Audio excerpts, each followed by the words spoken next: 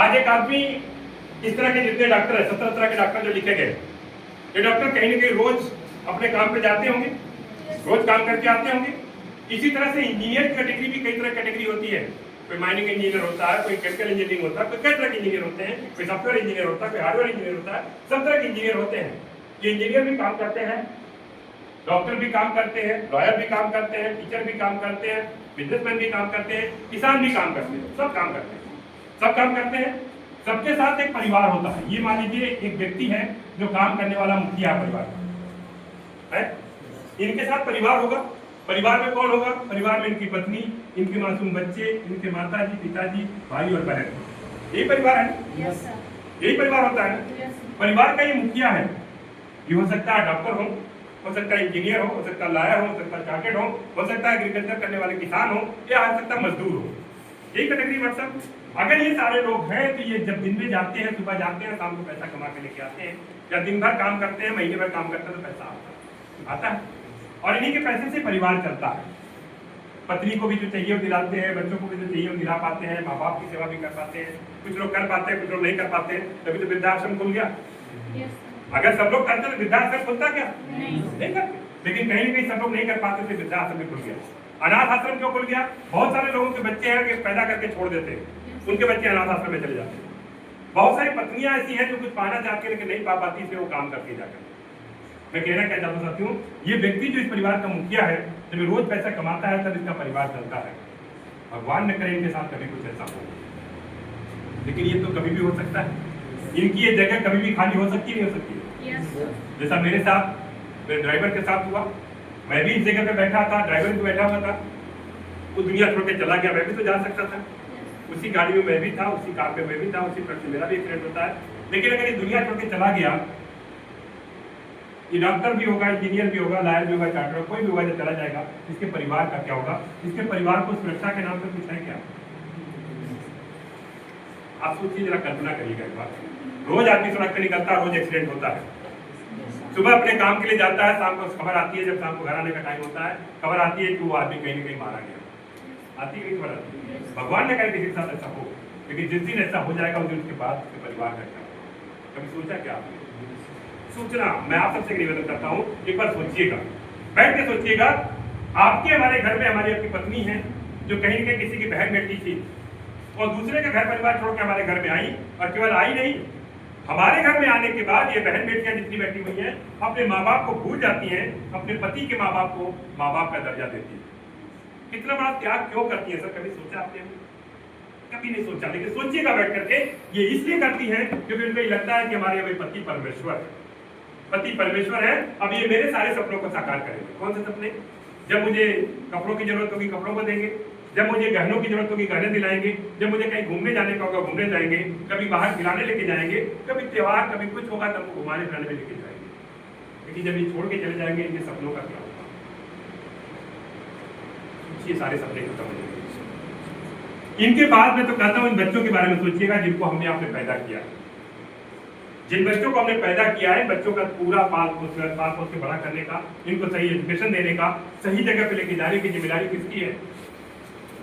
हमारी है। हमने अपने बच्चों को पैदा किया तो हमारी है, आपने अपने बच्चों को पैदा किया तो आपकी है। लेकिन जिस दिन हम यहाँ से दुनिया छोड़ के चले जाएंगे, इन बच्चों का क्या होगा? कभी सोचा क्या आपने? एक बार सोचिएगा बैठ करके। एक बार और निवेदन करूंगा कि इन माँ बाप के बारे में, जिन माँ बाप ने हमको पैदा किया, पाल पोस के बड़ा किया, हमारे लिए क्या क्या तकलीफें झेली है। बहुत सारी तकलीफें तो इन माओ ने ऐसा झेला है ना जो हम आप सोच भी नहीं सकते। 9 महीने का दर्द और पेट में रख करके हमें आपको जब मां लेके चलने का काम करती है, कितना दर्द होता है। उनका चलना फिरना, उठना बैठना, खाना पीना सब हराम हो जाता है, लेकिन फिर भी ये दर्द बर्दाश्त करती है। क्यों? क्योंकि उनको पता है कि मेरे बुढ़ापे का सहारा ये बनेगा। आज नहीं तो कल मुझे जब बुढ़ापे के सहारे जरूरत पड़ेगी, ये हमारा सहारा बनेगा। लेकिन मैंने देखा है बहुत सारे लोगों को साथियों, जैसा अभी बेटी कह रही थी कि अनाथ आश्रम, अपने माँ बाप को लोग अनाथ आश्रम में छोड़ देते हैं। लानत है ऐसी जिंदगी पे। लानत तो मैं तो कहता हूं उनके लिए भी जो अपने माँ बाप को छोड़ के कहीं और जाके रहते हैं। क्या अपने माँ बाप की सेवा नहीं कर सकते जिस माँ बाप ने इतना दर्द सहा है? पिताजी ने कितना दर्द हमारे लिए सहा, कभी आपने सोचा? एक पिता को देखिएगा अपने आसपास, कभी देखिएगा एक पिताजी अपने दिन भर काम करके, दिन भर मेहनत करके, परेशानी झेल करके, कैसे भी करके, मजदूरी करके, मेहनत करके घर आते हैं, प्यास भी लगी होती है, लेकिन जैसे घर के दरवाजे पे आते हैं, बेटा छोटा बच्चा है घर में, रो रहा होता है। माँ से पूछते हैं, उसकी माँ से पूछते हैं क्यों रो रहा है बच्चा? वो माँ कहती है कि बच्चे के लिए दूध नहीं है, इसलिए वो रो रहा है, उसको दूध चाहिए। वो पिता पानी पीने के लिए भी रुकता नहीं है, पहले जाता है बच्चे के लिए दूध का इंतजाम करता है कि दूध लेके आओ, बच्चे को पिलाओ, फिर उसके बाद पानी पीता, हाथ पैर धोता है। क्यों?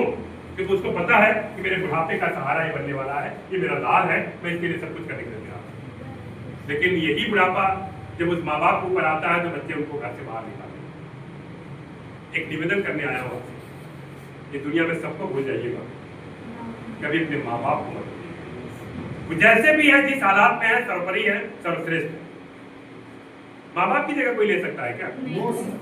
आप सबसे विशेष निवेदन करूंगा कि चाहे आप कहीं भी जाओ शादी विवाह करके, अपने माँ बाप को मत भूलना, उनकी सेवा अंतिम समय तक करना, क्योंकि जो दर्द सह करके आपको पैदा किया है, पाल पोस के बड़ा किया है, वो दूसरा कोई नहीं समझ सकता, वो माँ ही समझ सकती है।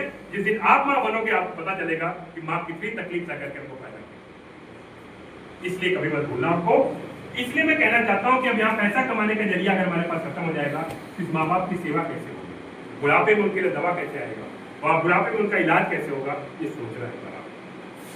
और एक आखिरी निवेदन करूंगा कि भाई बहन का भी प्यार इतना बड़ा होता है हमारे अपने ऊपर, उनको भी कभी मत भूलना।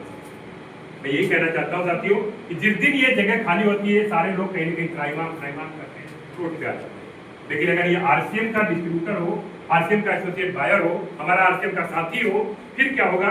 मैं यहाँ बैठा हूँ, मैं भी बात करते करते दुनिया छोड़ के चला जाऊँ, भगवान ने करे ऐसा कभी हो, लेकिन मैं दुनिया छोड़ के चला जाऊं, क्या मेरी पत्नी को, मेरे बच्चों को, मेरे माँ बाप को मालूम दुनिया में नहीं रहे, लेकिन माँ बाप को क्या हाथ पैर कहीं फैलाने की जरूरत पड़ेगी क्या? क्यों? क्योंकि सिस्टम कहता है कि जैसे ही दुनिया को छोड़ के जाता आदमी, इसके सारे के सारे पैसे इसके पत्नी के नाम से आना शुरू हो जाता है। ऐसा कई सारे एग्जाम्पल हुए। जैसे ही आदमी दुनिया छोड़ के जाता है, इसका पूरा का पूरा सिस्टम इस पत्नी के नाम से ट्रांसफर हो जाता है, पत्नी के बाद बच्चे के नाम से, बच्चे के बाद बच्चे के नाम से ट्रांसफर हो जाता है। अब जब आपके पास पैसे होंगे फिर कहीं भी दर दर की ठोकर खाना पड़ेगा क्या?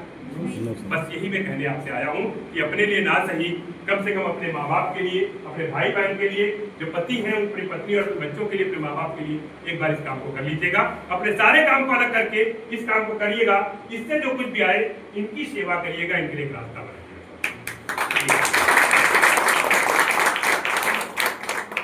मैं भी यही काम कर रहा हूँ, इसलिए कर रहा हूँ क्योंकि घूम घूम करके यही बातें एक अलग जगा रहा हूँ कि लोग जाग जाओ, कल के लिए आज जाग जाइए। सोना है चैन से तो अब जाग जाइए, सोना है चैन से तो अब जाग जाइए। अभी जाग जाएंगे तो आने वाले समय में आपके और हमारे बच्चे खुशहाल हो जाएंगे। ये तो आपने अपना कीमती समय दिया है, इसलिए मैं आप सबका आभारी हूँ।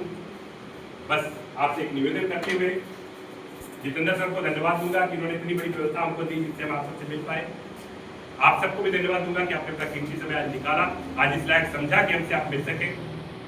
मेरी कहीं किसी बात में कोई त्रुटि हुई हो, कोई गलती हुई हो तो उसके लिए क्षमा कराती हूँ, लेकिन अगर आपको कोई जानकारी मुझसे चाहिए, अभी भी चाहिए, तो आप मुझसे ले सकते हैं। बस इन्हीं बातों के साथ आज की मीटिंग को यहीं पे खत्म करेंगे। बहुत बहुत धन्यवाद। हमारी शुभकामनाएं आपके साथ है कि आप जल्दी से भाइयों में जाएं, लेकिन इस काम को शुरू करके जाना, अपना जो भी काम करना, साथ में इस काम को करते रहिए। आपके जीवन में आज का दिन याद रहेगा कि एक पागल लड़का आया था, वो क्या क्या चिल्ला के बता के गया। टर्निंग पॉइंट आपके जीवन का आएगा, क्योंकि आपके साथ बहुत सारे लोग होंगे जो इस तरह की चीजों को नहीं सुन पाए, नहीं जान पाए, लेकिन आपने जान लिया तो आप पहले हो जो जान गए हो, इसलिए इसका फायदा उठा लीजिएगा।